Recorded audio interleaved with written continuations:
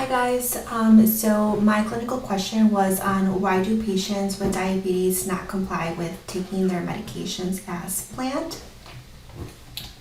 So my original concept map included these contributing factors. I stated that there could be insurance reasons, financial reasons, other health conditions or disabilities, transportation issues, health literacy and or language barriers, and age could also be a contributing factor, as teenagers diagnosed with diabetes may not adhere to their medication because they want to lose weight. So why is this clinical question important? I found that 38.4 million of all ages have diabetes, and this accounts for 11.6% of the US population.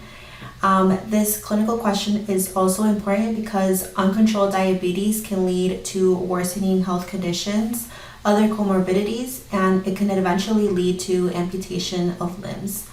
As nurses, we want to treat the person holistically and identify other factors that may be impacting their health.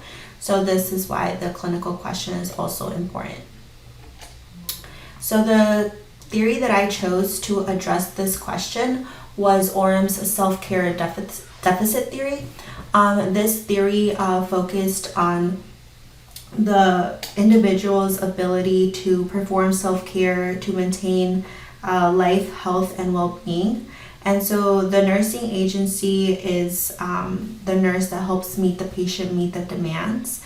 And the self-care is the activities that the individual is performing to maintain life, health, and well-being. And so the deficit is when nursing comes in to help the patient meet those demands. And I chose this theory because this theory emphasizes on self-management, which is what we want the patients to do in order to treat their diabetes. So adhering to to their medication regimen. And so this theory also provides a holistic care for the patient and the family. So my final concept map, I made the middle the outcome, which is we want patients to adhere to their medication regimen when their self-care barriers and other contributing factors are addressed. And so here I incorporated the contributing factors, and I was able to condense them to behavioral skills, social motivation, information, personal motivation, age, other health conditions, or disabilities. I also included Orum's self-care deficit theory, in which I only included the nursing agency and the self-care. And then the interventions that I provided were patient education, assessment of self-care and self-efficacy, addressing social motivation factors. And so an article found that patient education was effective at enhancing knowledge, attitudes, and self-care activities, as well as increasing patients with low health literacy and diabetes knowledge. The assessment of self-care and self-efficacy, they found that pattern management with glucose monitoring was positively influenced self-care behaviors and self-efficacy.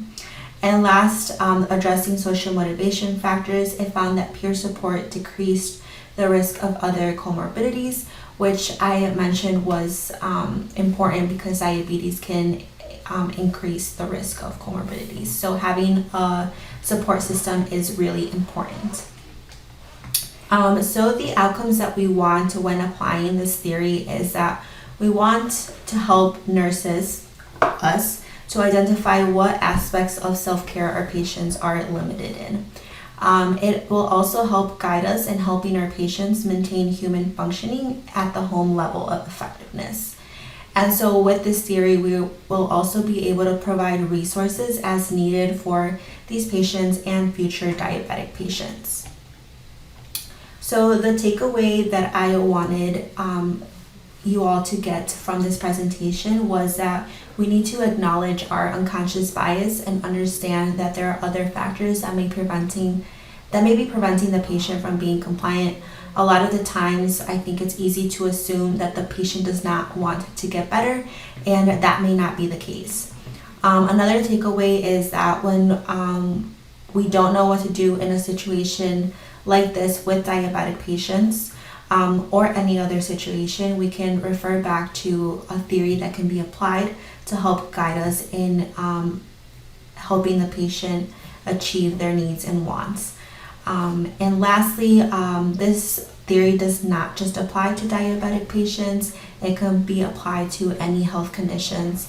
So, if you ever find yourself stuck, then you can always refer back to this theory as well. So, thank you.